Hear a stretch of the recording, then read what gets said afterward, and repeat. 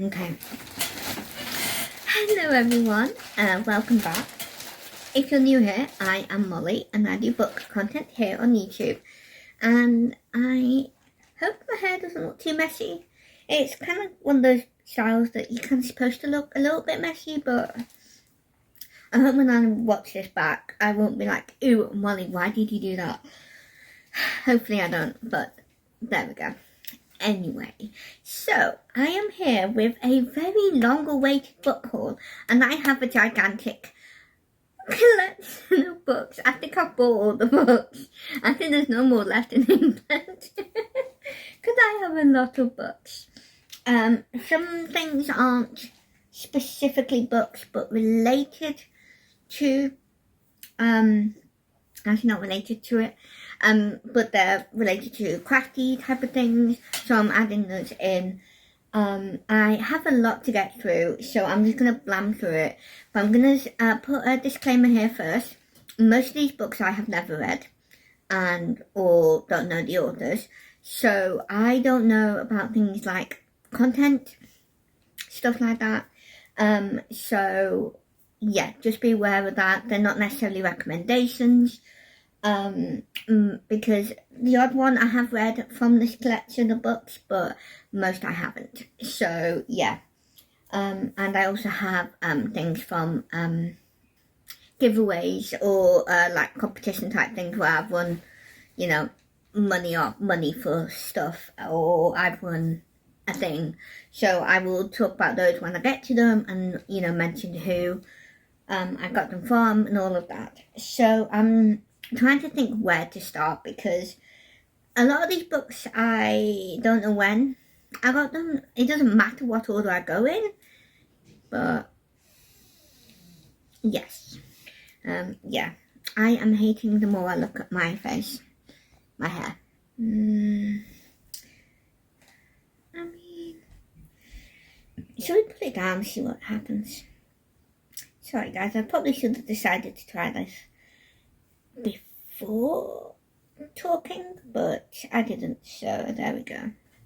Alright, that's slightly better. Look a bit like a lion's mane, but that's fine. It's a little bit neater than having my hair tied up, so just a smidge. So I'm not sure where to go from here. I might start with maybe my second-hand books. I have a lot of second-hand books that I've bought through charity shops, so yeah, I will start with those. There's no specific order I'm going in, so yeah, just bear with me. Some of them are very recent, like I have a bag of second-hand charity shop books here that I literally just bought yesterday. I didn't mean to buy all of them, okay, it just happened. They just fell into my arms. Anyway, so let's just start with this bag, I think. So these are all from the same shop. Actually, the same shop that I got these in, which is a Children's Society charity shop, which only sells books and maybe a few like birthday cards and stuff, and DVDs. So I'm gonna start from here. So the first book in my pile, there's no particular order, is this one. This is The Proposition of the Season by Michelle Kenny. It's, as you can tell by the cover, it's Regency romance. The back of it sounded really good. It sounds like it might be Marriage of Convenience, maybe, because I think from the blurb, the main character's sister is engaged to a man who this woman deems unsuitable for her, and so she marries him instead, I think. Could be wrong. But she's also a bookish character, so that's good. So yeah, I love the cover. The cover is really pretty, very nice if you're a seasonal reader. Great for the spring, maybe even the summer. She's bookish, the main character. I don't know, like I said before, not read this. I don't know about content. I'm hoping it will be clean, / low spice at least, but we'll see. Hopefully it'll be alright. But I got the second hand. It was only £1.99, like £2. So it's not like I spent, you know, full price money on it. So I got that one. Oh yes, okay, this one is one I've wanted for ages. And this is one actually that I've seen Sarah from Sarah Collar talk about. So this is an older version of the book. So this book is In Search of the Dark Ages by Michael Wood. This is a non-fiction, as the title suggests, about the Dark Ages. And when Sarah's version is a much more updated copy. The thing with that is I don't know if the author has changed anything on the inside compared to the newer one that she has. I don't know. But it's fine. I got this second hand, so I don't mind too much about that. Again, £1.99. But it also has some pictures like maps and stuff, as well as like pictures in the middle as well. So it sounded really interesting when Sarah was talking about it. So I really wanted to pick a copy up. So yeah, hopefully it'll be good. Okay, the next one, is this non-fiction? Yes, okay. This book is also non-fiction. This is River Kings, the Vikings from Scandinavia to the Silk Roads. This is by Kat Jarman. This sounded really interesting. Obviously, as the title suggests, it's about the Vikings. So similar sort of era to the Middle Age, Dark Ages, ish. And this is, yeah, apparently the author found a small orange bead that apparently has origins to the Vikings, and apparently it casts new light on them. I don't know much about it, but it sounded interesting. And again, this one also has pictures in the not in the middle really, more like the first third of it. I don't think there's any other pictures in between. No, there isn't. So yeah, it sounded interesting, so hopefully I'll get back to that at some point.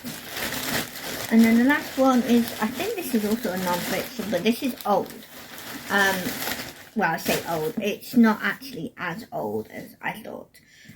So I think this book was printed, yeah, 1976, so it's not actually that old, but it sounded interesting.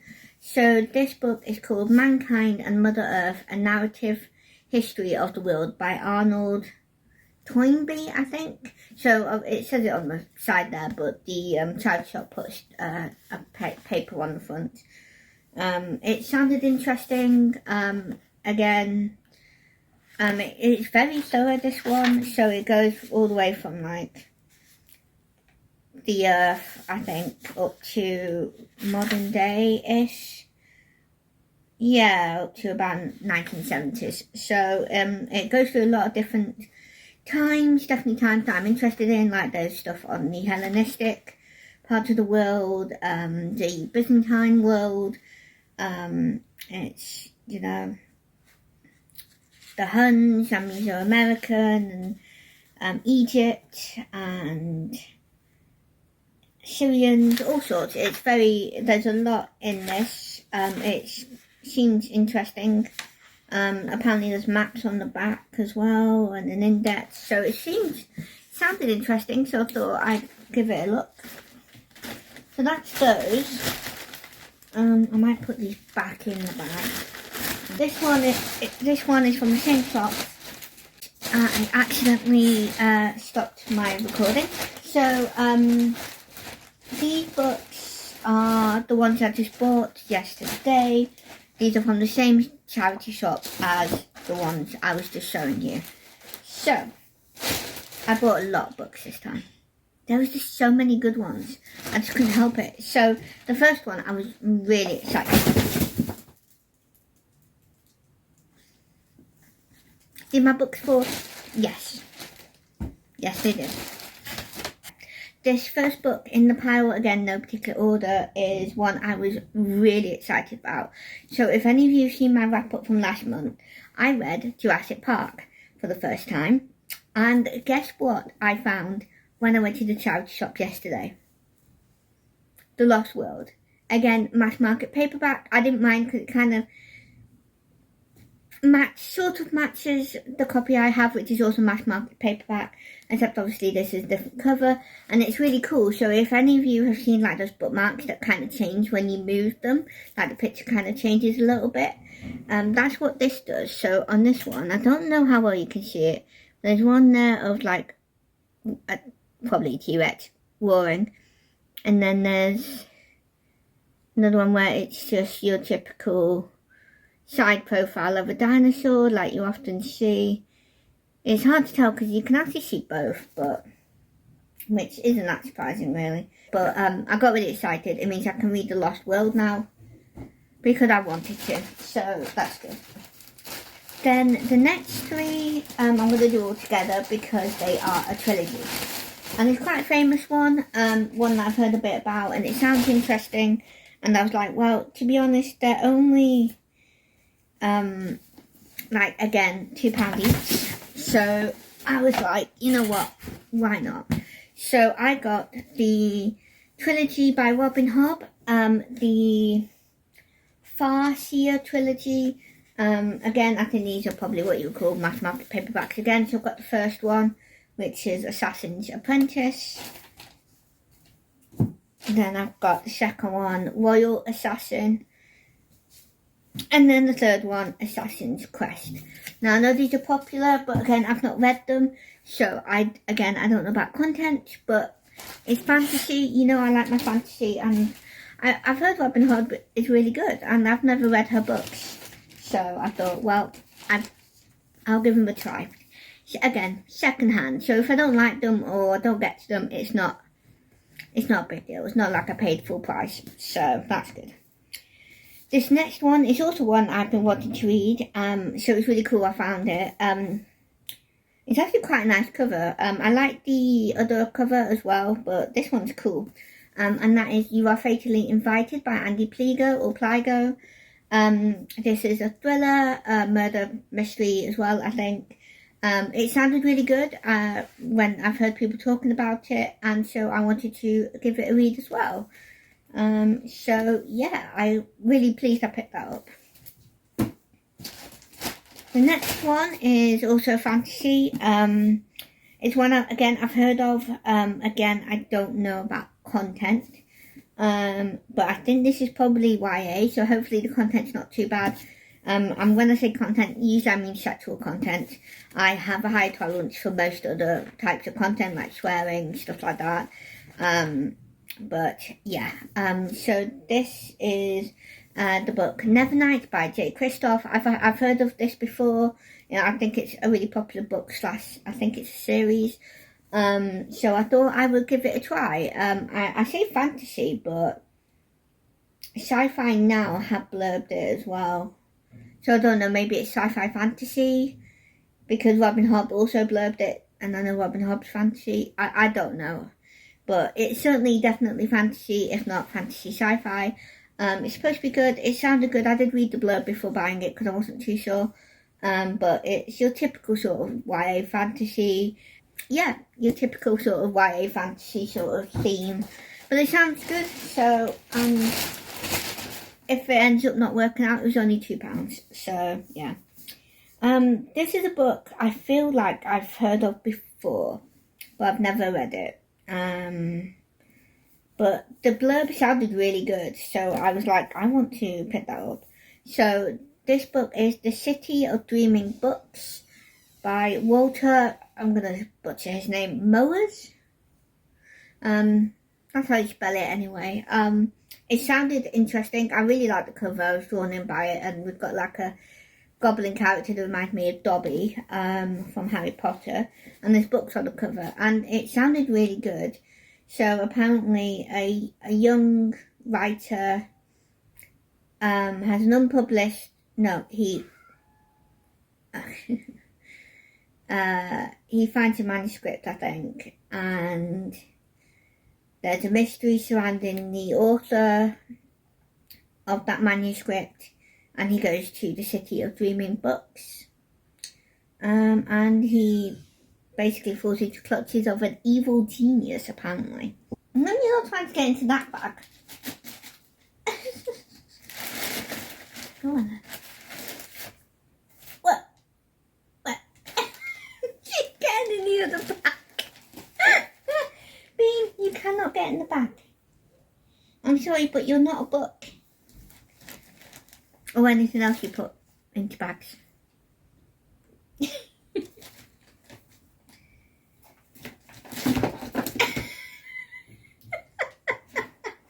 What are you doing, you banana brain?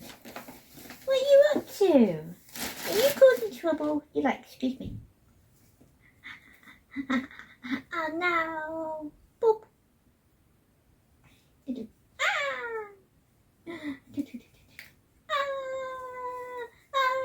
No, I'm being murdered. You're just gonna hang out there now, huh? Yeah? You're gonna join Joey on my little desk. No more, okay. Well, you've now got a gorgeous girl to look at whilst I show my books. So yeah, anyway, this sounds really interesting. It sounds really good. Oh, there's some illustrations as well. That's cool.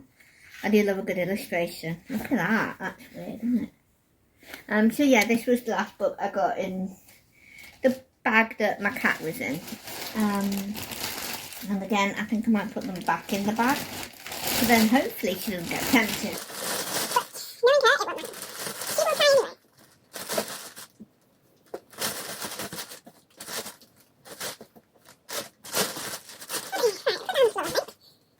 What are you doing? Are you watching me? Yeah. Alright, so those are my second hand. Let's go with maybe the books that I got from the shop that I like to go to. So those of you who know, who've seen other hauls, there's a independent bookshop that I like to go to that I can't always go to, but I've been to twice since in this year so far. And that is High Peak Bookstore and Cafe. And yeah, so one of the books that I got in this particular time, you have already seen, two actually. So I will show you those first. So the first one was the autobiography of Bram Stoker, which is done by Neil R. Story. Showed all this, I've read it, seems fine, sort of thing. Can you guess what she's doing? Is it the paper bag that I've just shown you? Yes, it is. Well done. The next one, I'm going to show this first because it's the one that I, was planning to start. I haven't yet. But that was Homer's The Iliad, which is the first book in the Odyssey, duology, Iliad, duology, mythology thing. This is a Wordsworth Classics. And yes, I hope to read this month. We shall see. Yes. Yeah, I'm scared too, guys. But yes, so there's that one. I have a. She's not gone in it. Can you see? There she is. Beep. Shocking. Anyway. So yeah, that's those two books. The next one you've not seen, but one of them you will be surprised about because I've just mentioned the Iliad. So the next one I got was Homer's The Odyssey, the second book. And again, Wordsworth Classics. They are both the ones that are translated by George Chapman. And I think there's, with both of them, there is, I think they have like some like help in them as well. I don't know if the help is from George Chapman himself. I'm not sure. Or it might be someone else. It might be Adam Roberts. Yeah, but either way, yeah, I got both of them. I hope to read them both. I love the versions of these covers. I think they're really nice. And you know what? For such nice covers, they are both only £4.99. I mean, how amazing is that? And you know this hardback, right? Of Bram Stoker. Normally about, what, £25?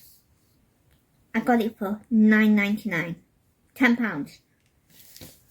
For this. I mean, I couldn't pass it up, you know. Got to do it. So that's those. And then I have another Wordsworth classic. This one actually is one that if any of you watch Anne's from In Search of Wonder, her videos, she actually read this book and had this cover. So that was fun. But it sounded really good when she was talking about it. And when I saw it, I was like, you know what, let's do it, let's get it. Because I tried this author once before. I had to DNF the book because, well, multiple reasons. There wasn't necessarily anything wrong with the book itself. It's just not this one. I'm going to talk about the book that I read, which was The Prince and the Pauper, I think. Is that the official title? Or is that one of the remake titles? I'm not sure, but you know what I mean. The Prince and Pauper one by Mark Twain. And I just couldn't get into it. I found I was very confused. And I just couldn't get into it. And I was just like, I just can't read this.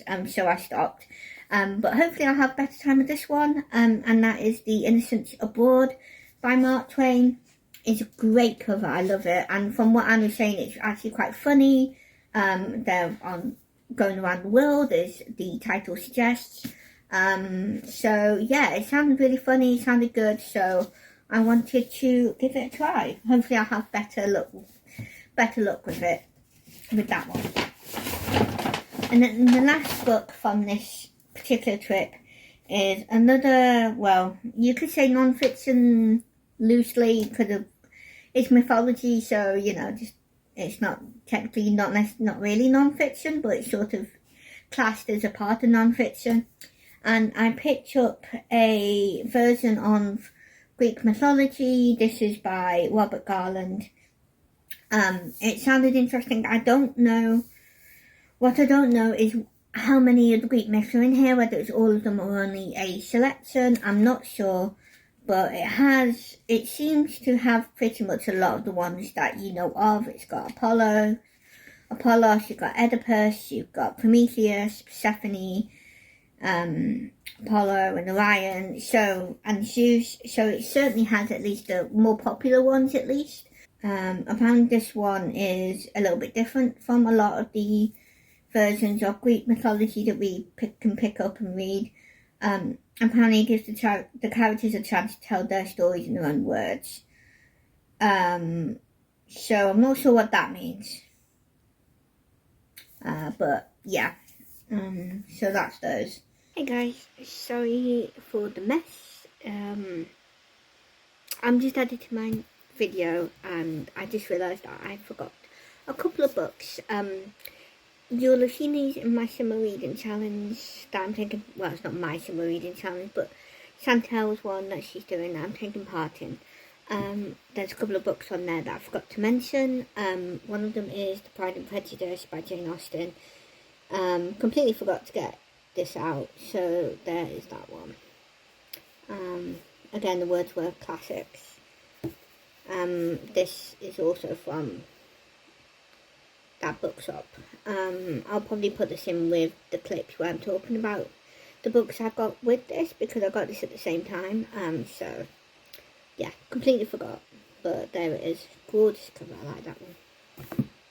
So firstly, I'm going to show these because I am the most excited about these two books. So these are, again, non-fiction. These are from the same High Peak bookstore shop. I love these. I've not read them yet because I wanted to haul them first. So they're very big. That's the only thing. But that's fine. They'll just be books I read at home. So this one is an atlas of afterlives. This is, it says, Discover Underworlds, Otherworlds and Heavenly Realms. And this is by Emily Hawkins and Manashawi. I think, I don't know if Manashawi is the illustrator or the one who or is with Emily, you know, accumulating the information. So this is, technically it's for kids, but I think adults can read it too, I think, anyway. So this is really interesting. I absolutely love the illustrations in this. And the end pages are really cool. I really like those. So as the title suggests, this has different cultures and their different sort of mythologies of their underworlds and the afterlife and stuff like that. So you've got all of them. You have a contents as well, I think, somewhere, or you should do. Oh yeah, here it is. So here's the content. So you have pretty much all of them. Or most of them, or at least little snippets of each one. So you have ones from Europe, so you have things like Valhalla, you've got The Wild Hunt, you have Africa, you have Asia, North America, Australasia as well, and Oceania, which is cool. So you have all sorts, different ones. You also have things like the Terracotta Army in China, as well as just all sorts of different ones. It just sounds really interesting. I love that sort of stuff. So I've just gone to a random page. This is Africa, I think. So, there's another one there. So there you go. That's like one of them. So it is very much like your typical sort of kids sort of non-fiction where you have, you know, quite a lot of pictures, or big ones in this case, and then little snippets of information. So that's really cool. And yeah, some of them are pretty creepy. Like we've got the Buddhist underworld here, home of Yama, god of death.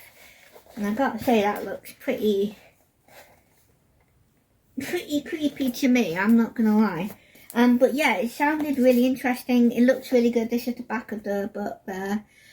So yeah, I was so excited about these. This, do you want me to tell you how much this one was? £7.99, £8 for this. It's massive. It's a hardback as well, by the way. Full colour, gorgeous illustrations. If I was buying this full price, it would be £20. And so now I have another one from the same, I don't know if it's a series or what, but it's the same types of book, I guess. So this one is An Atlas of Lost Kingdoms. Discover mythical lands, lost cities and vanished islands. So this is illustrated by Lauren Baldo. This one actually tells you, which is good. And then written by Emily Hawkins, which is the same woman from the other book. So again, you have the same style type of illustrations, different ones. And again, you have some gorgeous end pages. Look at that. I mean, honestly, I was going to say I'd love to be a kid, but I bought these anyway, so I don't think that matters now. On both of them, by the way, you have a map of the world with, I think, indicating the different ones that you're going to be looking at in this book and the other book. So again, this one has the same, looks like the same continents as the first book. So you have Europe, Africa, Asia, North America, Central and South America, as well as Australasia and Oceania. Oceania, I don't know how you pronounce it. It's not quite the same as Oceania. Our Oceania Reads Co. booktuber. But it also has Lost Continents as well. That's only one though, one Lost Continent. And that's Agatha, by the way, if you're interested. But yes, again, it has all sorts of different ones. It has some very famous ones like Atlantis and Camelot. It also have ones that I've never heard of, like ones from Africa. You have Troy from Asia, which is interesting because I thought that was Greek, but we'll ignore that. It might be a different Troy, I don't know. You have places like Xanadu. You've got the 7 Cities of Gold in North America. You've got El Dorado. Yeah, you have all sorts of ones. So yeah, that's pretty cool. You've got this one here. So I've just gone to a random page. This one is Yggdrasil, the 9 Worlds of the Northland. So this is Norse mythology of Lost Islands. So there you go. That's pretty incredible. The illustrations and full colour. And again, this was a little bit more expensive. This was £8.99. But again, £9 out of what would have been £20 is just incredible. Absolutely so excited to read these 2 books. I really am. They are amazing. And they are both hardcovers as well. So yeah, I've never seen books like these 2 books before. And they were the only ones in the shop. Because the shop, it's one of those shops where, unless it's like really popular books, and even then that varies, you don't always find the books again the next time you go, or at least not if you're going as not as often like I am, you don't always find that same book again the next time you go, even if it is just a typical not particularly special book like these, like say a classic, for example. So yeah, that's really cool. Let's have a look. Actually, that shop had a lot of really cool new covers that I was seeing. I wanted almost all of them. I say almost.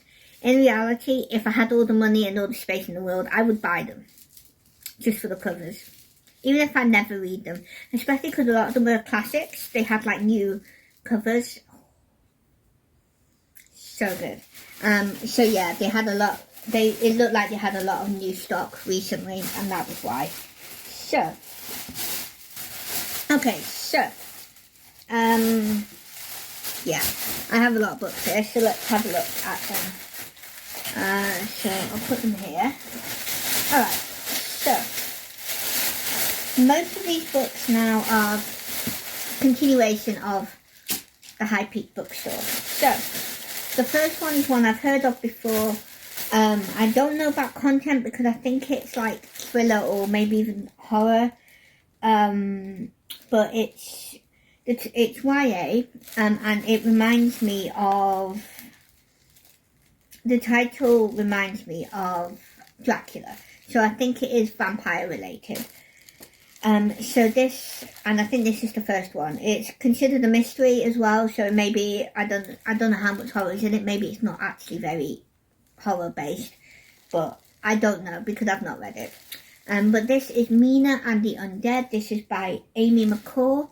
I've heard of this before. There's a few people I've seen who've said they've really liked it. People who are, who read a lot of secular books, or mainly secular because they're not Christian sort of thing.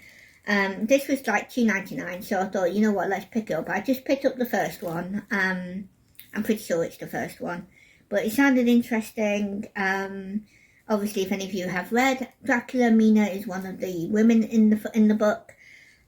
So that was mainly why I was interested, because it was reminding me of her, and then also it's also about vampires. So yeah, it sounds like very based on Dracula. So we'll see what it's like. Again, like I said at the beginning of the video, I don't know about content. So yeah, but we'll see. The next one from the same shop is a non-fiction. Sounded really interesting. I have lots of different interests when it comes to history. One of them includes the Romans. So this is the Roman Empire, Rise and Fall by Stephen P. Kershaw, and it's a brief history of. So it's, even despite that, it's a thick book. I don't know if there's any pictures. I'm not seeing any. I think there's the odd graph or something, or table. But there are some maps at the start of the book. So yeah, it sounds interesting. It sounds like a good one to read for like a brief history, because sometimes it's hard to know where to start when you're reading historical books. So this sounds like a really great one to start with. And yeah, again, it goes through a lot of different, apparently it's concise yet compelling narrative, so I hope so. And it covers 500 years of the Roman Empire, so from 27 BC to the fall of Rome in 476 AD. So it should be pretty interesting. I'll be interested in that. I do like my Roman Empire stuff. Oh, okay, well this one is not cool, but it's pretty cool anyway. But I picked this up because I just had to. I've wanted to get these for a long time, so yeah. This is a collection of the Hans Christian Andersen fairy tales. It's a really nice cover. It's like it's not velvety, but it's a soft one. I don't know what fabric you would call it. Ooh, it's got quite nice end papers. There's that. I don't know if it's the same on the back or different. It's the same one on the back, so I won't show it. But it's got I think it's all of the books, all of the short stories. Okay, yeah. So yeah, it sounds like it's all of them. And it gives you the dates of when. What was it? So it has the dates of the original publication in any language. Right, okay, and they've said they've indicated the date as the 1820s, just for chronological context, even though it was never actually officially published by Anderson. Oh, that's interesting. I don't know if there's any illustrations. I'm not seeing any. At the top there is little swans there, but I mean I wouldn't really count those as illustrations. So that's a shame. I do quite like illustrations, especially in fairy tales or non-fiction. But yeah, it means I can read a load of those. There's a lot of the books, short stories. There are 64 in this book. I don't know if that's all of them, but it has all of the popular ones as well as the ones you've not really heard of, and then a few ones that I've not heard of before, like the flying trunk. But yeah, so that'll be good. Might read that after finishing the Grimm fairy tales if I ever actually finish them. Now, these two books, they were definitely cover buys. Okay, that's the main thing here. That is the main reason I bought these books. But also, this sounded good too. So these are two different short story collections. So I have one here. Oh. I have this one here. Look how beautiful it is. It's so gorgeous. So this is a gothic fantasy collection of short stories.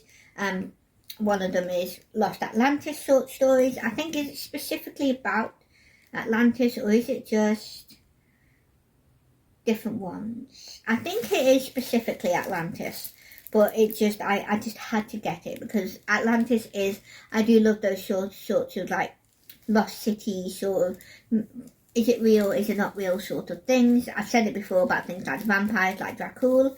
So yeah, these are the end papers. It's kind of shiny, so I don't know how well you can really see them, but it's just a pattern basically. And I've got things on the other side. The other side will be the same. Yeah. So yeah, it sounds really good. So yeah. Yeah. So it's an anthology of new and classic tales. Yeah, so yeah, specifically about Atlantis and stuff like that. Again, I'm not sure if there's any actual illustrations. I'm not seeing any. There's some like little patterns with each short story that's mentioned, but nothing, no actual illustrations. So yeah, again, very much a cover by. It's gorgeous. Hardback as well. And do you want me to tell you? Okay. Originally it'd be £20. I got this for $10.99. I mean, you can't not, can you? I mean, it's just cheaper books and you're supporting an independent business. I mean, it's a win-win situation here. My bank account and the space I have at home will say otherwise, but we won't listen to them. So the next one is Epic Tales in general. Again, the same collection as the Gothic Fantasy one. And this one might be a bit iffy. So this is Witches, Wizards, Seers and Healers, Myths and Tales. So you've got that one. But I know how we feel as Christians about things like witches and all of that magic stuff. But things like this, because it mentions things like Merlin, and I'm like, okay, you have me, it's Merlin, okay. So I just find it really fascinating, that sort of thing. So again, you've got the same pattern of end pages, so I'm not going to show those. But again, you have a lot of different books. I think there's more in here than the Atlantis one, although I think it's similar in thickness, but I think there's just more of them, which makes sense. Because I didn't know there was multiple Atlantis stories. But you've got lots. I don't know if there's any ones people would know. I'm not sure. But it looks like you've got lots of different types of stories that include that sort of thing. You've got ones from ancient Greece, so you've got things like the Argonauts, as well as other cultures as well. So you've got some from like China that I'm seeing here. Nigeria, the Celts, Russia. So you've got a big selection again, and again, I'm not seeing any illustrations other than the title headings again. So yeah, Pretty cool. They're just cover bags, and they had other ones. So ones that I knew I didn't want. So there was like a horror collection. Even though, to be honest, by the covers I wanted them, but I was like, no.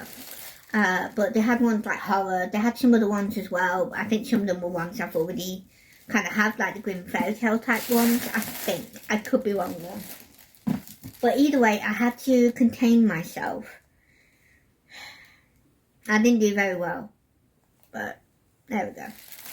The books are from that same day of this last collection of books, but they are charity shop finds. So I'm going to do this one first because I already have it out.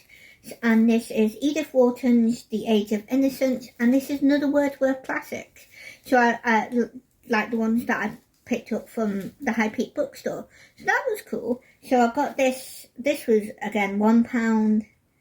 I think it's £1.10. It's hard to tell with the way they've written it, but I think it's £1.10. So really cheap. And I picked this up mainly because of Anne's Reading Classics Challenge, because this is American, because especially this book is also a classic author and classic book.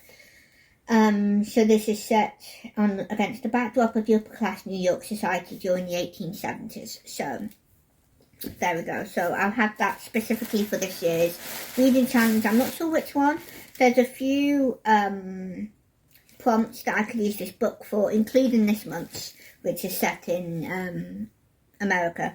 So, you know, I have a few options there. The next one was actually interesting. So, it's a book / series / topic-ish, I guess, that I've been interested in a while. It's quite famous.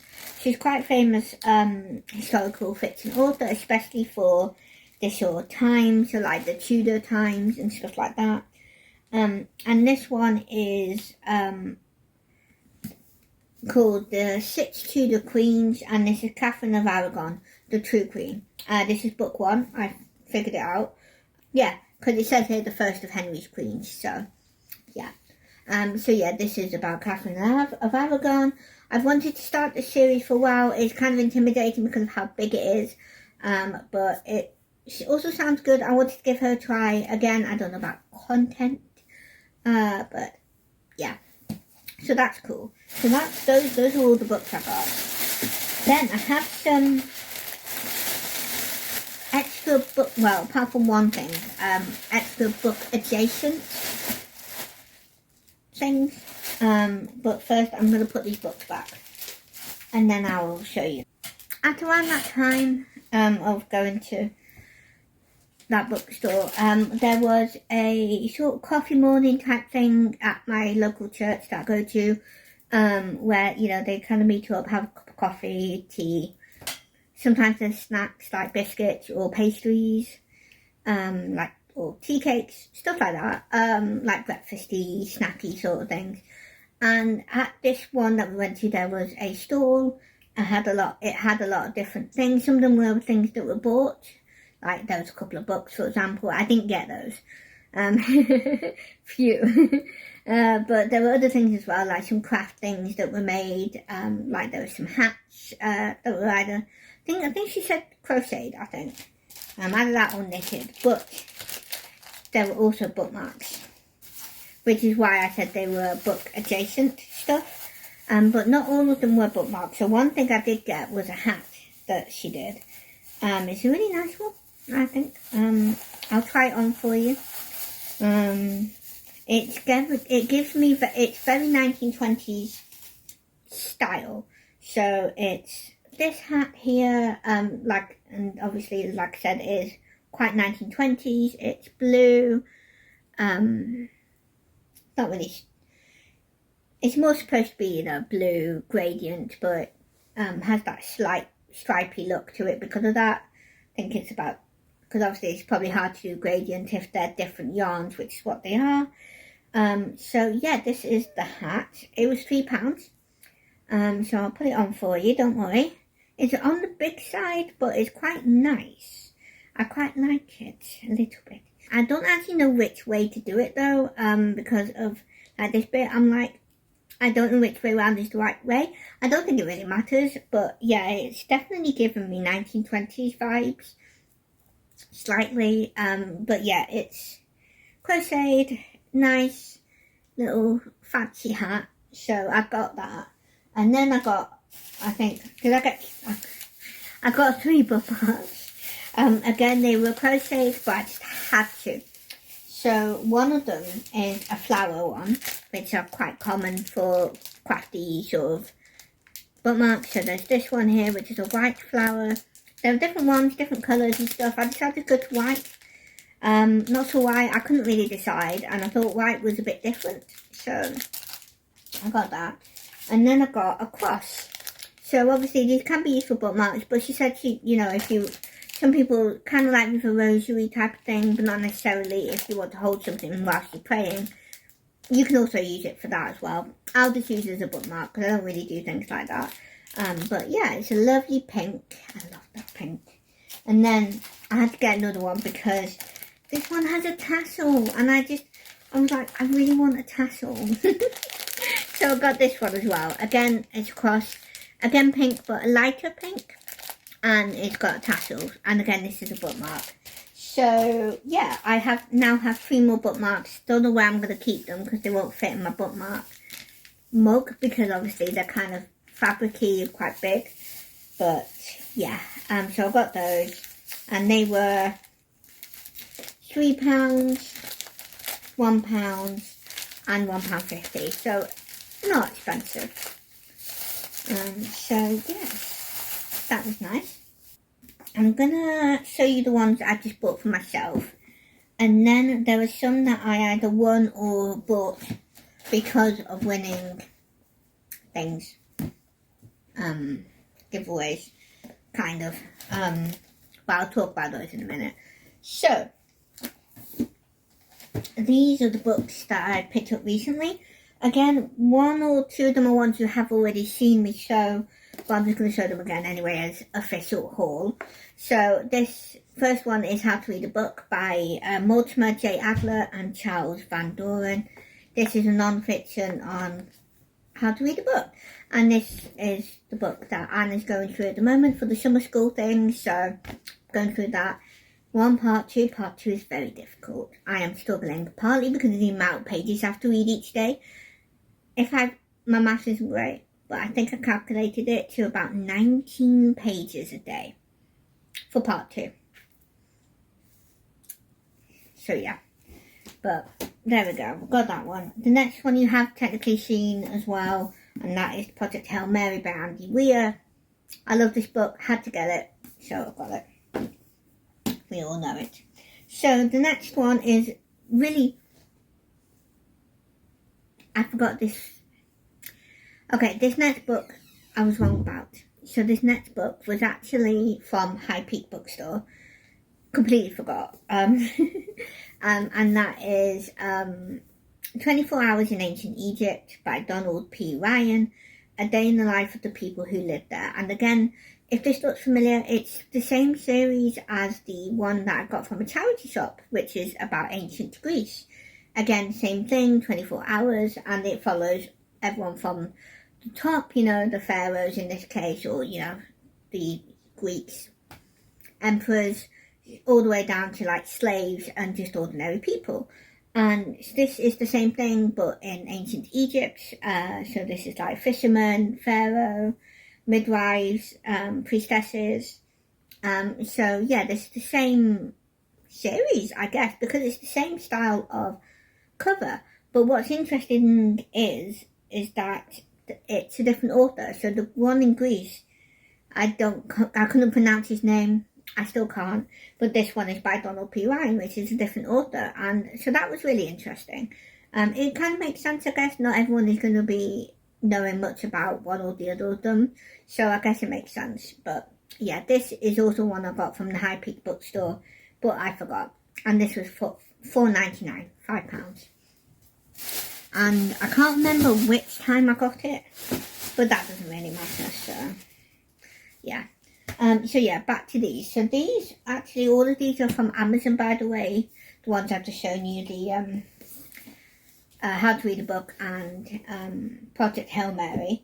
as well as these next two. So one of them is a new release, actually, and this is a book by the husband who is also on YouTube with his wife, and that is The Youngs and the Restless, and this is Ben Young's newest book, and that is Ride the Spiral. This is sci-fi horror, I think, and yeah, it says here it's a mind-bending psychological sci-fi thriller. Sorry, not horror. And it explores the terrifying cost of unconditional love in a universe that doesn't care if you survive. Yeah, it sounds interesting, and yeah, it's his newest book, so I wanted to support him. I meant to pre-order it, I did not, I forgot. I don't know what to do with myself, but I did buy it, so we got there. But yeah, it sounded interesting, it sounds quite emotional. Ben was saying it's quite a personal story. Obviously it's not factual because it's sci-fi, but you know, certainly in terms of like the feelings about, you know, your kids and stuff like that, different situations, stuff like that. Ben and Lauren explained it better than I do. They did do a video specifically talking about this a month or so ago, a little bit more. So yeah, I wanted to support them, so I got that. And then this one, I just made the decision to buy it in the end because, well, I know if I don't, I'll just never get to it. And Teresa, well, she's been patiently waiting, I'm sure, but I just don't want to, like, make her wait any longer than I have to. So I bought the fourth book in the Fred and Grace mystery series. This is the Highland Heist book by Pepper Basham. This is Christian historical mystery. Love the series so far. The Juliet Code is on my TBR. Have I read it yet? No, but we'll get to that when we do, I guess. But yeah, that's those. So the rest of these ones are all things from either giveaways or connected kind of to a giveaway, but it was a voucher. So the first one that I'm going to show you is from winning the giveaway from I think it was her Read Happy readathon, I think it was that. I got the luck of the draw, as they say. I won. So what she did is she went on my Amazon wish list and picked a book from that wish list. And this is the book that she picked for me as the winner, and that is The Scandalous Sisterhood of Prick Willow Place by Julie Berry. This is a children's middle grade mystery book, as I'm sure you can tell. I've heard a bit about this and it sounded really good, so I put it on my wish list to eventually buy, or in this case, be given it. So yeah, basically it's set at a boarding school. We all love those. And the headmistress for the school drops dead at Sunday dinner, and 7 pupils, which is probably the girls on the cover here, decide to kind of figure out who killed her, and, you know, solve the mystery. So it sounds good. I quite like the cover too. It's quite cool. So yeah, that is the book that I won through Read Happy readathon. So thank you so much, for picking this out. I'm really excited to get to it at some point. One day. Too many books, too little time. That is the problem here. Okay, I'll put that there for now. So these next ones are also new. One of them you will have seen me show already because it's also on my TBR for this month. So these books are to do with Kay and winning her giveaway. It was quite a while ago, so let me just think what it was. Was it for her subscriber milestone, I think? I can't remember, but either way, I was the one who won it. So again, thank you so much, Kay. And what she did, she had 2 vouchers. One was an Amazon gift card for, I think it was £25 or something, and then there was also a gift card, I think for the same amount, for the Daily Grace Co. For, you know, Bible study things or just Bible Christian related stuff. So that's really cool. I'll show that one next. But the books from Amazon are nearest, so I'm going to show those. So I just hope that I did the right ones. I think I did. So I think I only got 3. One of them I'm going to show first because it's the one you've seen already, and that is the Wormwood Abbey series, or specifically the first book, Wormwood Abbey. The series is called The Secrets of Ormdale, and this is by Christina Bear. This is Christian historical fantasy, has dragons in it, spoiler, although I don't think it's much of a spoiler, especially at this point. So yeah, I'm really excited to read this at some point, hopefully this month, but we'll have to see. But yeah, this is one of the books that I picked up. I think in the end I went a little bit over the budget, but it helped. So got that. I don't know, what am I doing here? I don't know. Put that back. Okay. The next book is one that I've heard of through Sultana Havoc, and this is The Puzzle Within by Gina Holder. This is the Game Masters Book 1, and this is Christian fiction as well. This is contemporary. I think it's like mystery, maybe thrillery, maybe? I'm not sure. Yeah, I think it's just mystery, I think. But this is about an FBI agent who is on an assignment to protect a teenage daughter of an ambassador, and there's another character too. The FBI agent is called Arizona Powers. The male main character is Nick Trueheart, who is a former escape artist. His wife was killed, and he's consumed with obsession to find the identity of the killer. And yeah, basically, I think what happens is the teenage daughter of the ambassador disappears from an escape room, and Nick and Arizona have to kind of solve it to be able to get her back in time. So yeah, it's an escape room mystery, and it sounded really good. The second one especially, which has recently come out. This is a little bit old, I think it's like a year ago. Yeah, 2025. And then obviously the new one just came out recently this year, so that is the second book I got. And then the last one is one I've wanted for a long time because it sounded so interesting. And that is I Think I Was Murdered by Colleen Coble and Rick Acker. Again, Christian fiction, but this is Christian mystery, Christian thriller mystery. I'm not quite sure. But basically the main character, Katrina, her husband basically dies, and she speaks, and you know, sometime after that she talks to him through probably AI, I think, or some sort of automated sort of computerized thing. And yeah, it doesn't actually say AI, but it's that sort of thing. But basically at some point she asks the computer or whatever, she you know, tell me something I don't know. And I think it's supposed to be this thing is supposed to be kind of like a husband in a way, weirdly, I don't know. But basically in the end it says, I think I was murdered.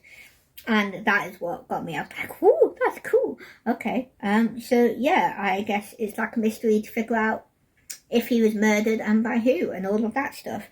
So it sounded really good. It sounds interesting with the whole technology aspect as well. But it doesn't say AI, probably because of copyright, I guess, but I'm not sure. Right. Hey, back again.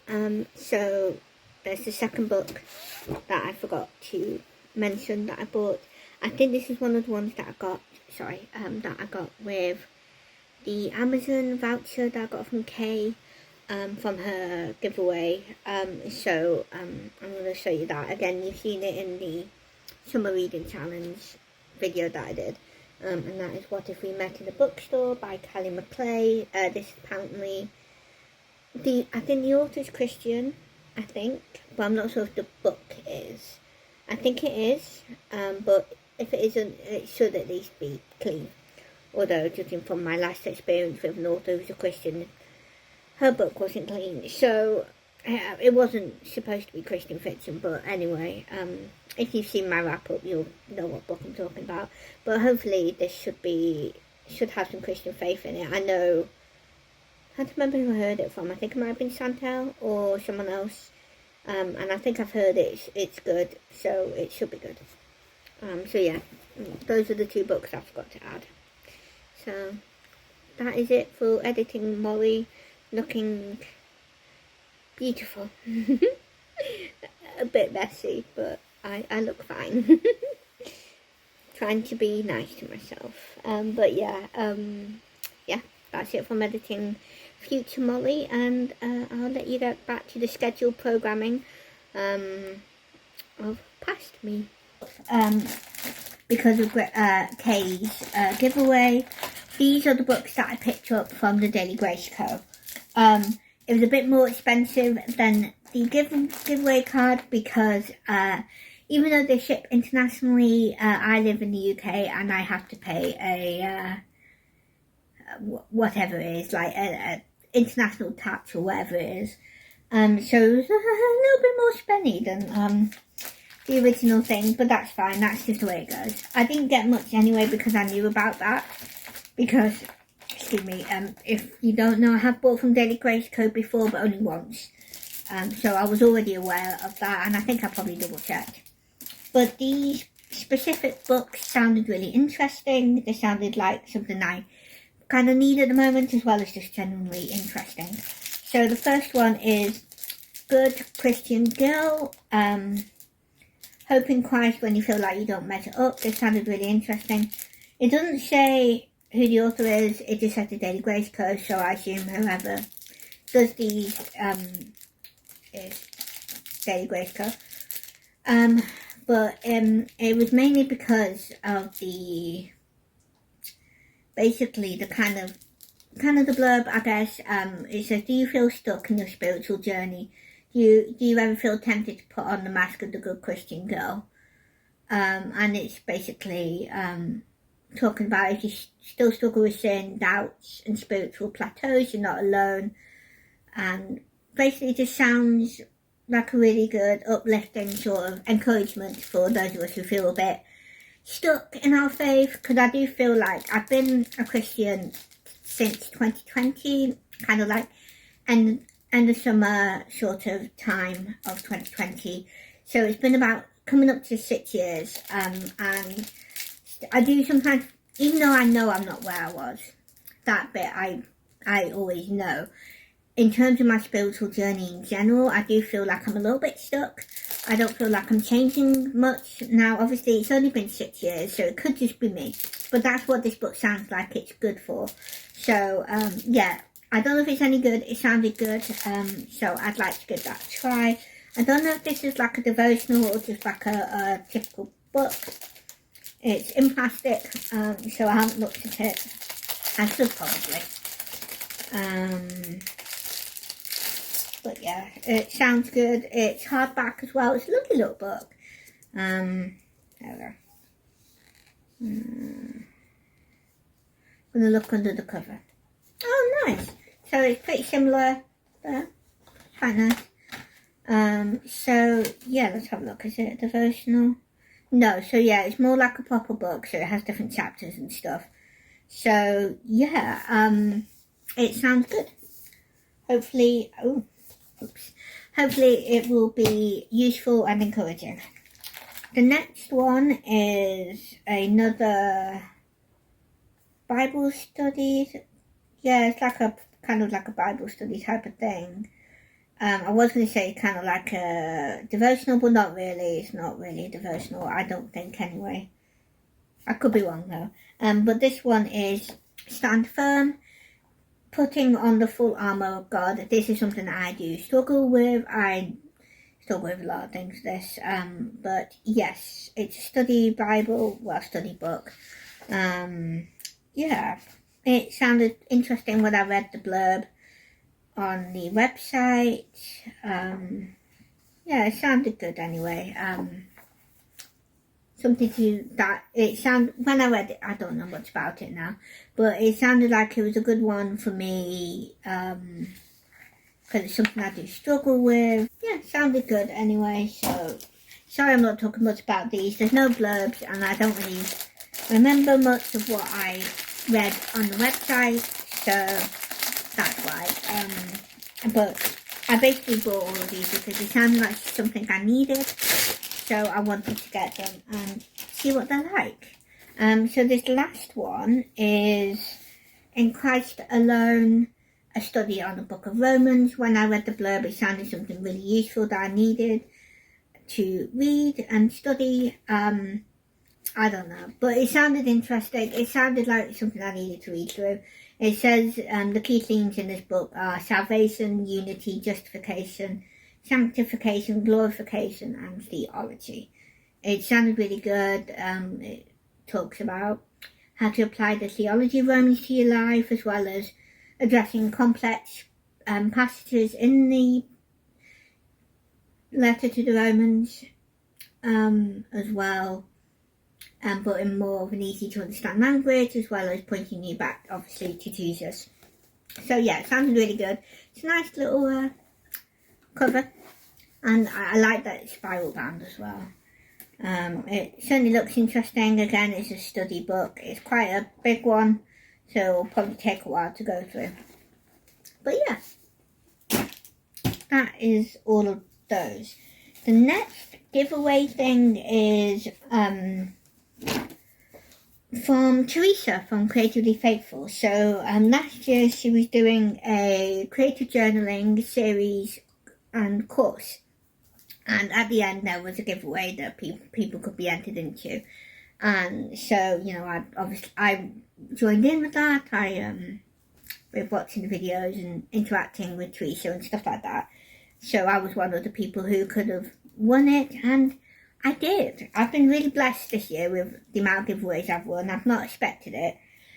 So there's a few things in this, so I've got a few to go through. I'm going to go through the couple of extras, I think, or at least a couple of things that aren't a part of the journal, and then I'll show you the journal. So the first thing she gave me is a Cozy Season sticker book, volume 1. This is from Not Too Shabby, which is the brand that Teresa worked with, and it's just full of different stickers for, creative journaling, or even, reading journals, whatever you want to do. So you've got like stickers of people, you've got flowers and stuff, you've got little quotes, you've got washi tape things, as well as little boxes and different colours, and you basically have all of the cozy seasons in one. So you have autumn and winter, and like Christmassy things, as well as I think there's a little bit of like the kind of spring ones as well. You've got some like spring looking ones, which is really nice. Got some flowers there. So you've got lots of a lovely selection of different stickers. So thank you, Teresa, for that. She also got me a magic mat for when you're doing, I forget what it's called, but let's say here. Oh yeah, that was it, for die cutting. So that's really cool. I don't have anything to die cut with, like the little knife thing, but I've got the mat for when I do, so that's really cool. And then the main piece de resistance, as they say, is the sorry, it's the cat. The creative journal that Teresa was doing in the course. So the giveaway was to win that journal that she was doing all of the spreads in, and that journal was from Archer and Olive. So I'm going to show you what it is. So she also gave me a little note as well. So I won't really talk about that. There's nothing like particularly private in that little note, but it's just for me and her, so I don't want to talk about it. Well, not talk about it, but show it. But this is the journal. It's lovely. It's a fabricy Lovely soft fabric, I really like it. And I really like the little design on the front, silvery sort of design, and it's got silver end pages, I think. And you've got the Archman Olive little symbol there, and the 2 bookmarks, and a little holder for a pen, which is really good. I love it when they have those, when journals have those. So, yeah, so she gave me a few extra things inside the journal as well. So she gave me a few different stickers and stuff. I think they're die cut stickers or just normal stickers. I'm not 100% sure. I don't know the difference. I apologise. Well, technically I probably do know the difference, but I've never had any before is what I'm trying to say. So some of them I can tell they're probably normal stickers. So like this is a normal sticker. You got a lovely little building there. One looks like a bookshop. We all love a bookshop. And then I've got some here that are word stickers or quote stickers. These are, I think they're all Christian religious stuff, which is nice. So we've got this selection here. I think these are the ones I think that might be die cut, but I could be wrong. Some more there, love that. So yeah, you have like a mixture of quotes from scripture, as well as just random little quotes like God's got this, which obviously isn't a scripture quote. So we've got that one there, and then this last one here. So those are some. There are more. I'll show you those, but they're at the back. So I'll show those after. Well, not after. I'll show those after these. And then I'll just briefly go through the little spreads and stuff like that. So this is one of them there. So I mean, she's done videos. They're all on her YouTube channel. So give Teresa for Creatively Faithful a follow, and you'll be able to find these. They're all last year. So you'll be able to know, but she's done different spreads. She did this, I love this one, such a summery beachy sort of one, which obviously is on purpose, as I'm sure you can tell. But yeah, lovely collection of different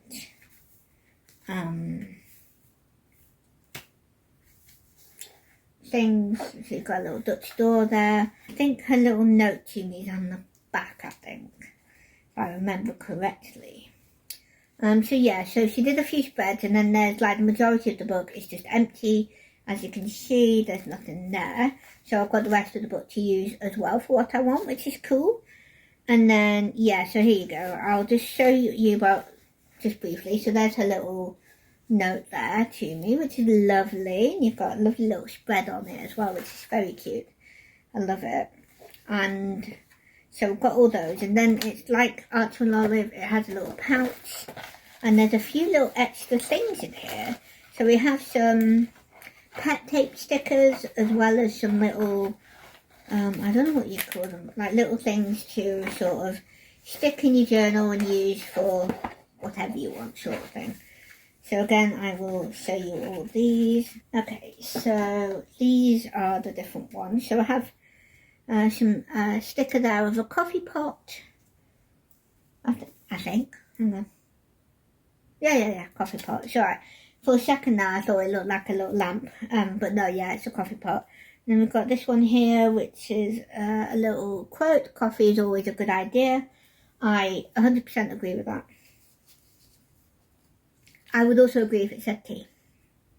I've got some more stickers there, and I've got another coffee quote, as well as another coffee cup and a little thing of pastries. I'm not gonna say no to those. And the quote says, "Coffee is my love language." Sounds good. And then I've got another one here of, I'm not quite sure what that is, but you've got that there. And then you've got another quote here as well, which says, "Coffee tastes better on Fridays." I like that. Fridays are always good. And then I've got another one here. So you've got, again, another coffee related little things. And then another quote that says, "Coffee because adulting is hard." Can't disagree. And then that was it for, oh no, I've got some more here. I've got another pet tape stickers here. So again, you have a couple of coffee related things there, although that one kind of makes me think of cigarettes, but I know it won't be that. And then you have another quote which says, "Behind every successful person is a substantial amount of coffee. That sounds about right. So then I have just these little paper things, little tags and stuff. So they're all pretty much the same style. So you've got that there. Some of them are repeats, which is nice. And then got this one there, which is really cute. I really like these because they remind me of like vintage sort of and steampunky sort of vintage like travel letters sort of thing, which obviously is obvious when you see ones like this one. Very, very letter-like. But yeah, so you've got that one. I think it goes that way up. From judging from the pens. And then got that one there. You've got a little coffee pot. So obviously you can use these for whatever you want, you know, because they're all just little papers that you stick into your journal or wherever. And then you've got this last one, and again, that's very letter-based because you've got a letter there. So yeah, those are like some extras that Teresa gave me, which is lovely, a lovely surprise. So thank you again, Teresa, so much for your gifts, especially all the extras, because I wasn't expecting those, or at least they were extra to me because I forgot what you were sending. Like I knew you were sending this, but yeah. So yeah, thank you so much, Teresa, for. Well, I mean, I won it, so it's a gift, but kind of not a gift at the same time. But yeah, thank you again so much. I can't wait to use it. I don't know what to use it for because I'm terrible with diaries, but I'll figure out what to do. Well, not figure out what to do. Figure out what I want to do is more accurate. But yeah, it's got a lovely little box to go in. I like that. So yeah, so those are what I won from Teresa's giveaway. I have one last bag. Yeah, like I said, it's been a lot. Part of it is the amount of time. So I don't think, correct me if I'm wrong, I don't think I've done a haul at all this year so far. So that will partly be why. The second reason is something unexpected. So basically, our church is connected to the food bank, which, as I'm sure you can suggest, is a food service for people who are on low income, stuff like that. And it's connected to the church. I think it's in the church when they do it. And basically a counsellor, and I think it's a counsellor like a government counsellor, not therapy counsellor, is basically, I think they were a Christian or they had like a Christian Bible library. It seemed like they were probably someone who was to do with working in the Christian field, either as a reverend or whatever, because a lot of it is very Christian library based, and some of it I'm not sure about. Now, I'm saying that basically they got rid of, I think, what looked like the whole library, or pretty much, and it had a lot of different things. It had your typical sort of book, non-fiction book type of thing, as well as some like study things, and it had all sorts of different books, and they were all basically free for us all to take. They gave it to the church, and they were like, if anyone wants to take these, take them.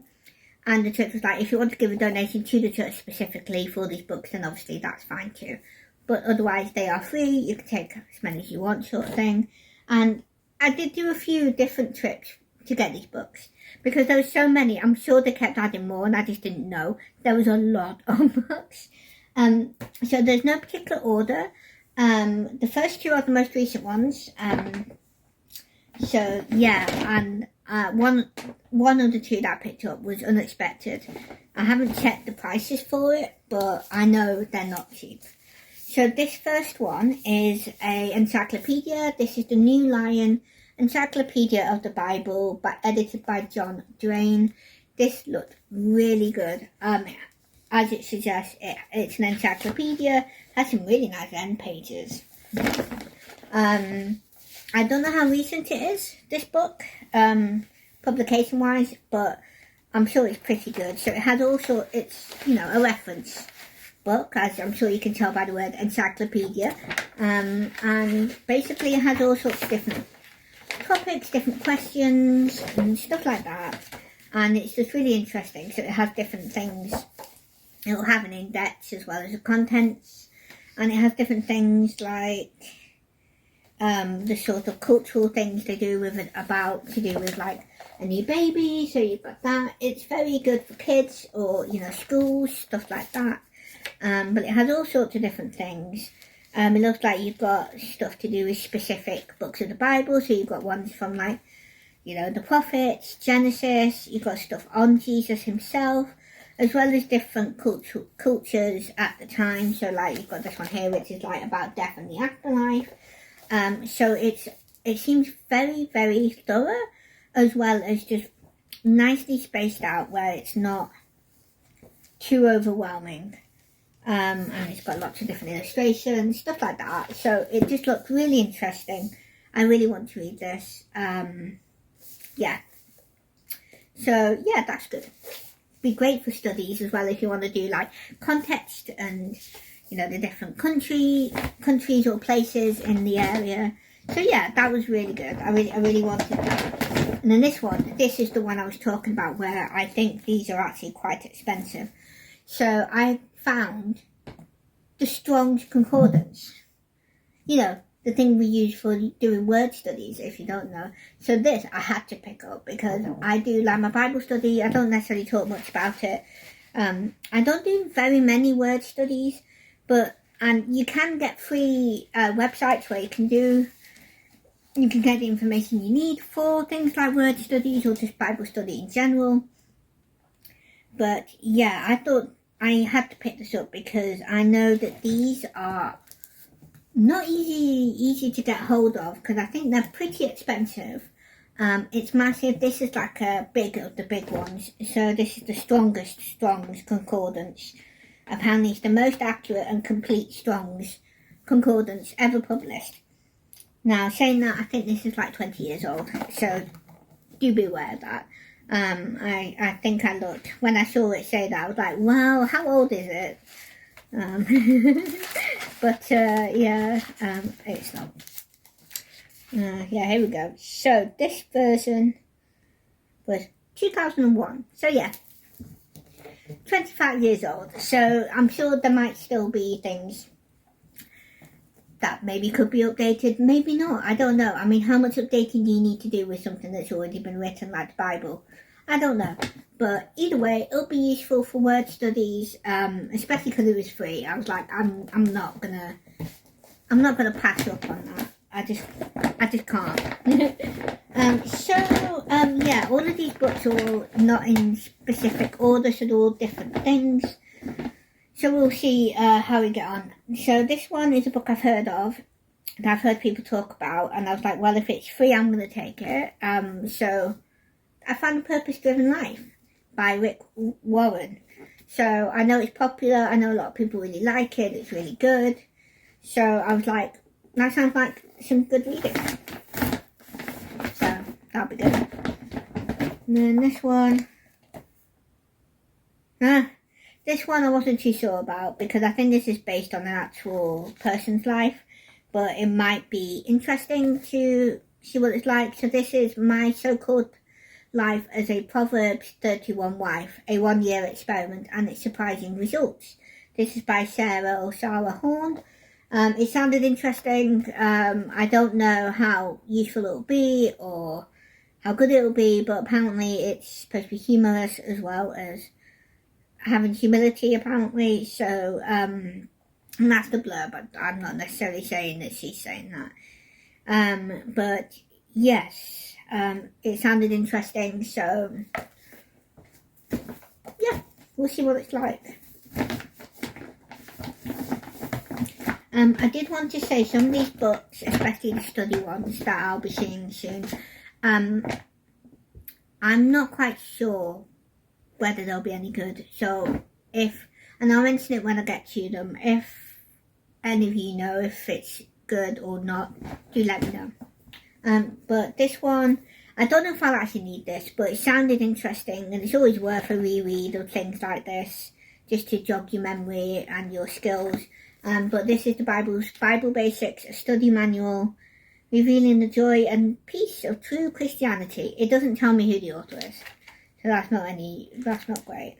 Who's the author? Will you tell me? Here we go.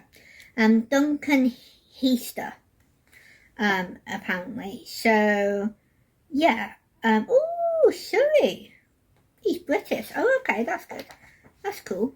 Anyway, that doesn't matter really whether he's British, but yeah, it sounds interesting. As it says, it's Bible basic, so I don't know how much of it will be new to me, but you never know. I am open to learning new things about studying, or about the Bible, so you never know. It has quite a lot of different things, like Kingdom of God, the Spirit of God, His promises, God and evil. So it's all sorts of different study things. Yeah, so that's cool. Hopefully it'll be interesting. We'll see. The next book is a devotional. It sounded interesting, so I thought I'd pick it up. It's not in the greatest condition, but I don't mind that too much. But this is 365 encouraging verses of the Bible for women. And there it is. Should be interesting. They're just like little devotionals. Might be interesting to look at as an extra on top of my normal studies. This sounded interesting, looks interesting. I've looked through it. This is a omnibus of 3 books by the same author about the same type of thing. And that is Prayers That Avail Much by Jermaine Copeland. This basically has a selection of different prayers for you to look at and either do completely word for word or just use as a sort of guide for your own version of that same type of prayer. So it has all sorts of ones. It has personal prayers, prayers to God, prayers for needs and concerns for the individual, needs and concerns for the single, divorced and widowed people, marriage, prayers for children, God's people, ministers and ministries, just general peoples and nations, and people with special needs, which we don't use that phrase in the UK, but, well, actually, no, we kind of do, but not usually. But yeah, it has all sorts of different things. You know, it has things about, you know, yeah, it has even like the basic ones for when you first believe, stuff like that. As well as, you know, about bearing fruit, walking in love, things like healing from like abuse or victory over, you know, different mental health things, or over pride, overcoming worry, you know, praying for the single people that you know of, or just in general in the world even. For your own, for husbands and wives, there's, you know, prayers for when marriage vows are broken. So it goes through all sorts of different things, and it sounded really interesting. Some of it more so than others, like some things aren't very applicable for me as well, but also, you know, it doesn't mean I can't pray for other people who are going through those things. So it's really good. Well, no, it seems really good, and yeah, pretty quick. It's one of those you can probably kind of dip in and out as and when you want to, depending on what you want to pray about or need to pray about. It's definitely one of those books that's probably the most beneficial for someone who, you know, is working in the community and is probably, you know, a reverend or pastor. But it's useful for the individual too, because we also have to pray for our communities as well as ourselves. So it seems pretty useful, hopefully. So yeah, that should be good. And then I have more of these, but I'll just show you each one as it comes. So this is a reference book, essential Bible reference. And this first one is The Story of the Bible. Really great for kids in school. So it has like, you know, it's very much, you know, your typical sort of school non-fiction.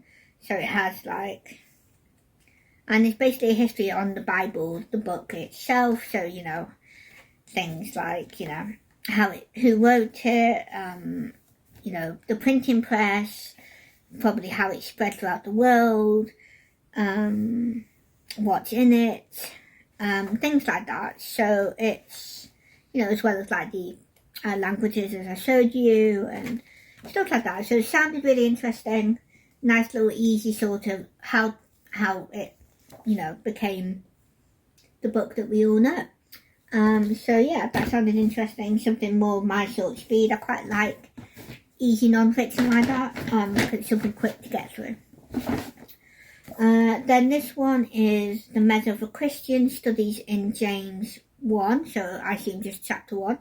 And this is by Jean A. Getz? I don't know how you pronounce the name. Don't know if it's any good, but it sounded interesting. Yeah, because it talks about, rejoicing in trials and temptations, perseverance and steadfastness, what wisdom is and how to recognize it, benefits, dangers and responsibilities of wealth, secrets for successful living. Not sure about that one, but we'll see what that's like. There's nothing wrong with having a successful life. I'm not saying that there is something wrong, but you do have to be careful with things like that and things like the prosperity gospel. But yeah, it sounds interesting. I don't know much about him, but there were a lot of books when I was having a look. There was a lot of books that seemed a bit weird, dodgy, maybe. Doesn't mean the person in themselves was, but the books, there was a variety of books, so some of them might not have been great. So this could be one of those. I don't know, but yeah, it sounds interesting. So we'll see. Obviously, if any of these books that I'm showing you, you know, and you're like, you probably shouldn't read that, do let me know. Doesn't mean I'll listen. I might still give it a try anyway, but you never know. So this next one is interesting, and this is Answering Islam, the Crescent in Light of the Cross. I assume they mean the symbol for Muslims. This is by Norman L. Geisler, I think, and Abdul Shalib. This is basically answering Islam related stuff, but countering it with the Christian faith. So it sounds interesting. Yeah, apparently it's been updated, but I don't know when that was. But this is by a division of the Baker Book House, so hopefully it'll be good. This is quite necessary for me because of my mum. But yeah, basically it just sounds interesting, and hopefully it will help me to be able to have more conversations. So hopefully. Okay, let's go with this one. This one I wasn't 100% sure about, but it sounded interesting. So I thought I'd pick it up in the end, and that is Love Walking with Jesus, From Eden to Eternity. Love Makes a Way. This is by Herbert Edgar Douglas, and apparently it's a daily devotional. Sounded interesting. I don't know about this guy, but yeah, it sounded interesting. We'll see. I might go through it, I might not. Yeah, I think it's just a year as well. Yeah, it's a year's devotional. So yeah, don't know. Hopefully it'll be interesting or good. Just again, let me know if you know anything about this author. Because if you think he's not biblical, then do let me know. Right, let's go with these ones. So this one is The Believer's Authority by Kenneth E. Hagen, or Hagen, I'm not sure, but this sounded interesting. This is about the prayers of Paul, our authority in Christ, and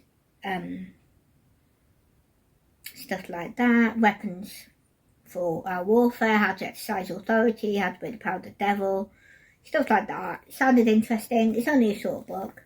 It's just a normal short chapter book. It's not a devotional. So hopefully it'll be interesting, hopefully not weird. But we'll see. Okay, this next one is interesting. I don't know about this author either, but this is Tony Evans Speaks Out on Heaven and Hell. So yeah, pretty self-explanatory, sounds interesting. Yeah. Okay, now these are the books that I was thinking of when I was talking about people I'm not sure about, or denominations, I guess. So this particular one is The Message of Hebrews in These Last Days, and this is by Felix H. Cortez.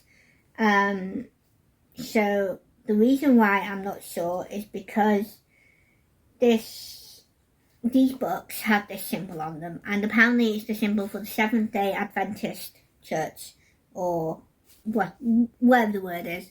Let me know, because I don't know much about the Seventh-day Adventists. I've heard of them, like the name, but I'm not sure. Would these books be okay to read? Because I have others and I'll show you them. But are they biblical, do you think? Or would you say it's probably not? Because a part of me is like, is the Seventh-day Adventist sort of like culty, kind of like the Mormons?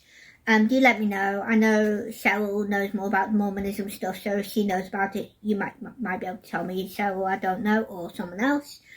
But do let me know, because if they're not appropriate, then I will probably get rid of them. But it's a very short book.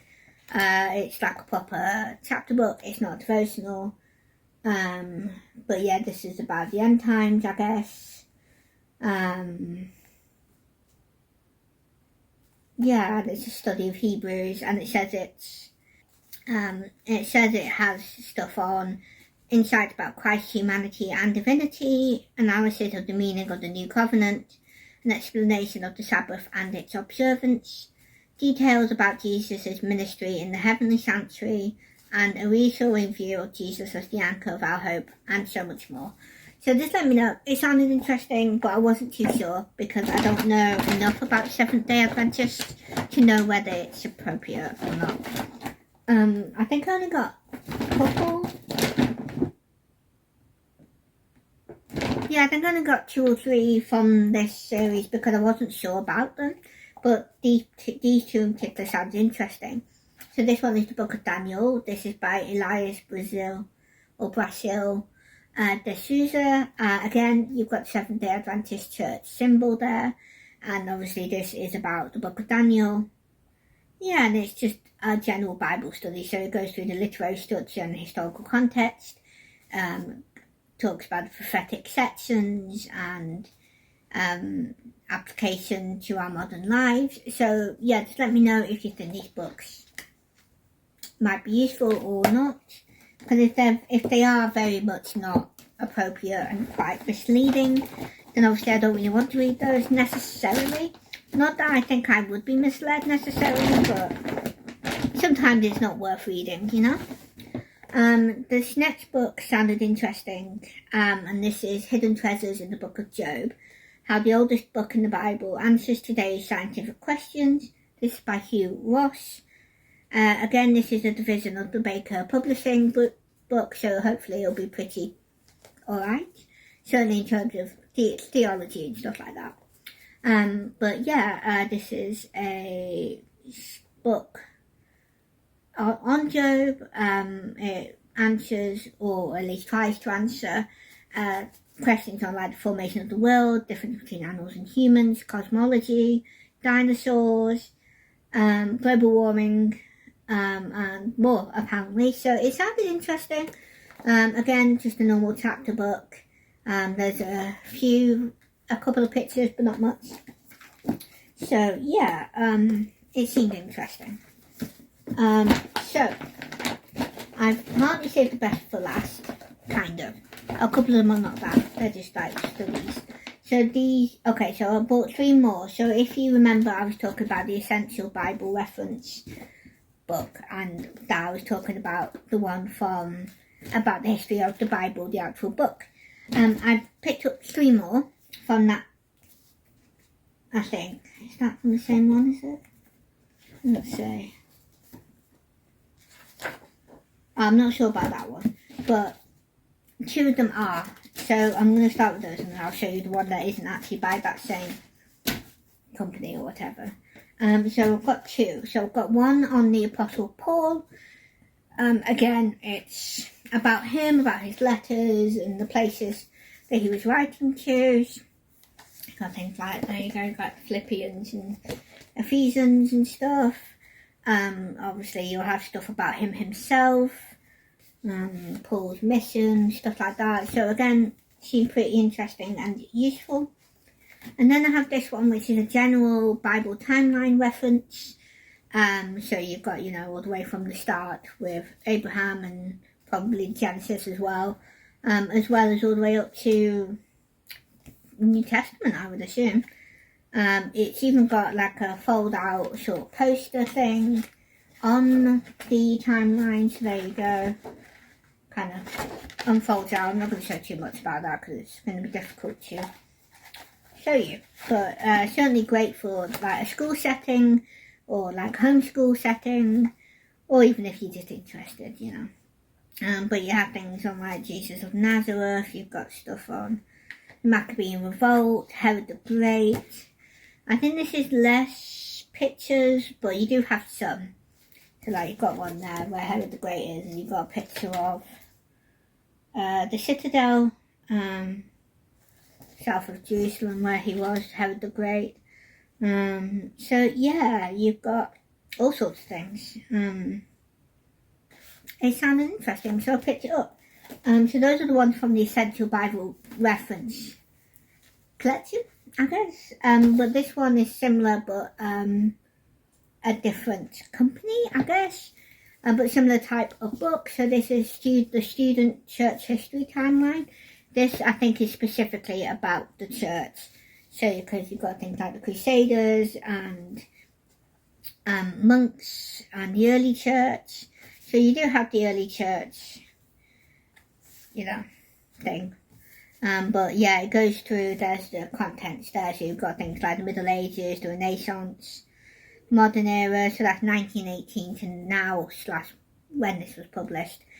So yeah, again, it seemed interesting. Again, really good for just quick references and pictures. So yeah, that sounded interesting. So I picked those up. So these next two books are long awaited for me. So these next two books were actually books that were on my Amazon wishlist. And so when I found them, I was like, well, I was not expecting that, so I need to pick these up. So one of them is Seeking Allah, Finding Jesus, which is one I've wanted for a few years now. And this is by Nabil Qureshi, and there's a foreword by Lee Strobel, which is cool. So this is about Nabil's kind of journey from being a Muslim to being a Christian. And yeah, I've wanted to read this for a long time, so I'm really pleased that I picked it up without having to pay anything. So, other than like a donation if I wanted to. I didn't actually do one in the end, but maybe I will. This next one was also on my wish list, and that is He Came to Set the Captives Free by Rebecca Brown MD. This is, I think, about either Satanist or witch, I forget which one. But basically, someone who was a part of all of that sort of stuff, and then she ends up becoming a Christian, I think, in the end. Yeah, and it's about her story, I think, because she meets the author, Dr. Rebecca Brown, who, is a Christian. And yeah, so the woman called Elaine, she was one of the top witches in the US at the time when this was going on. I don't know how recent it is, and also how recent the book is to what actually happened. But yeah, it just sounded really interesting, very spiritual warfare-esque. So yeah, I've wanted to read this for a while, so I'm glad I got those. I hadn't to pay anything, so that's really good. I was really excited about those. I also saw a version of The Case for Christ, but I already had that, so I thought I might leave that one. Don't need more than one copy. But yes. Okay, yeah. So those are all the books I got. I got way too many books, guys. Way too many. Where am I going to put them? And that's just my Bible reference stuff. Never mind everything else. But I'll find a way. I mean, like I said, some of them I might end up getting rid of if I'm not interested in them any longer, sort of thing. Especially some of them are a bit dodgy. So if any of the authors or books look familiar and you like those, I don't think those are good to read, you let me know. specifically for the Christian reference books / non-fiction. Do let me know, because I will take you into consideration and decide whether to keep them or not. Because I can always take them to charity shops, stuff like that. So do let me know, especially the ones about the Seventh-day Adventist ones, because I'm not sure. But also any of the others, because a lot of them are American authors, and things like, Tony Evans. I don't know who these people are. I don't know enough about their church or, their faith or anything like that. So if you do know anything about their churches or the people themselves, then do let me know if you think I shouldn't read them, because I will probably listen to you and not read them. Because some of them I'm like, they sound interesting, but I'm not 100% on. So yeah. So do let me know if there's anything you think I shouldn't read from this collection of books, and I will deal with that. But the majority of them are definitely books I want to read or keep. Both. So yeah, that's really good. I got them all for free. I'm a bit scared, not gonna lie, but there we go. And I have been here a long time. This is going to be a very, very long video. So I hope you picked up a drink and something to eat for this video. I apologise it's so long. Part of it is because I was showing you different things, but also partly because there's just so many books. I don't think I've missed anything, so that's good. Yeah, so thank you so much for watching. Yeah, what do you think of the books I picked up? Is, like I said, even with the fiction and the other non-fiction, are there any of these books that sound interesting to you? Are there anything you have read and enjoyed or didn't enjoy? Anything you sounds good that you'd like to read or pick up? And do let me know. And obviously with the Christian stuff, like I was saying, anything you think isn't biblical, do let me know and I will get rid of them. So yeah, that is everything. I apologise for such a long video. I think this is the longest one I have ever done so far in the history of my channel, so that's pretty impressive. Thank you so much for taking the time out of your day to watch this, and I hope you enjoyed it. Don't worry if you need to watch this in parts, please do. It's very long. And yes, let me know if you picked up any books yourself recently, and let me know which one you're the most excited to read, regardless of when you get to it. Do let me know. And yes, I will leave you all to it. Thank you, God bless, and I love you all. Bye. I'll go in my bags, huh? I have the cat. Hello. Go on then. There she is, and as always, she's interested in the bags. What is with you with bags? Why do you like bags so much? You know they're not good for you, right? Especially the plastic ones. Yeah, but it's always the plastic ones she likes, and the paper, to be fair. It's just if it's a bag, she's interested.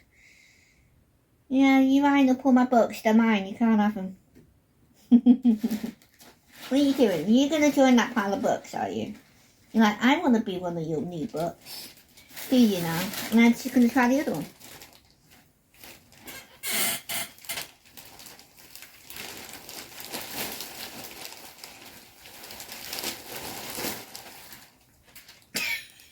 Can you see her? She's bananas. What are you doing? She's like, me? I'm just innocent. Don't look at me. I'm not messing around. You're not messing around, are you? No, you're not trying to get in my bags. At least your face isn't in it. That's what I like. Okay? Because it gets dangerous when you start getting into it. Yes, it is. What are you doing? You're going to fall off.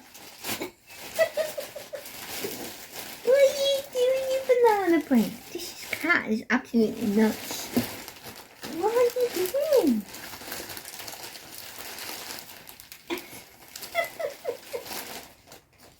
Hello. What are you doing? Am I going to have to put you up like this? Get your head out there. That's it. Who's that? Who's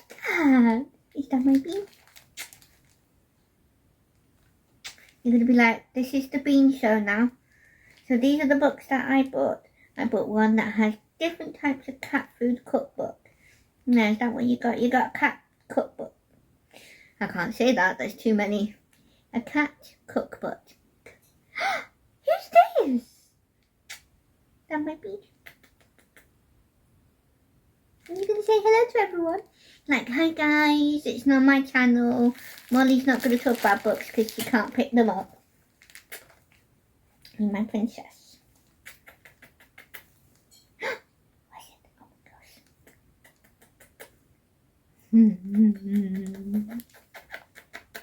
You're so cute. Who's that?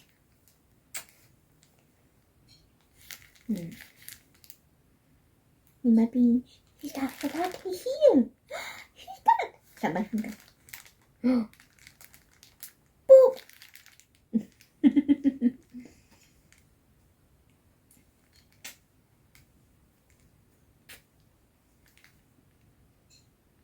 This is what I have to live with. She's bananas.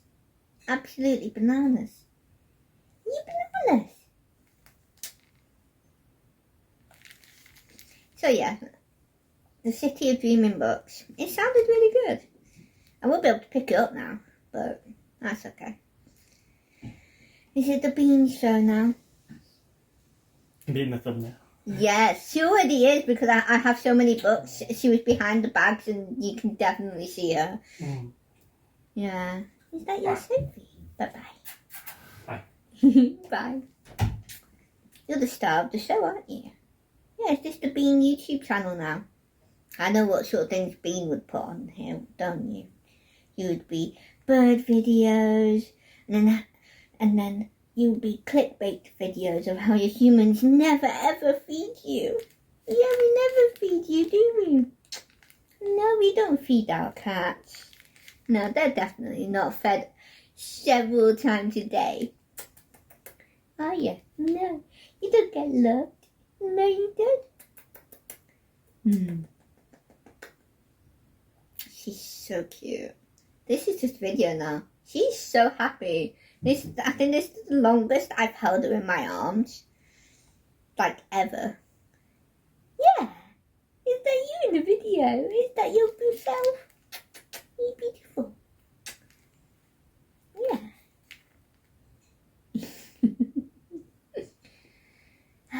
How am I going to show my books if I've got you in my arms, huh? My little beans. And she's okay. She hasn't got like her head through any of the handles or anything. You're just bananas. Did you know that? Did you know you're bananas? What's that over there? That another bag of books. No, you can't get in that bag. For starters, there's no room. Who's that? Oh, oh, oh, oh, oh no! Oh no, I've been eaten! Oh no, I've been murdered. Is that the thanks I get for loving you? You might be now. I love you so much.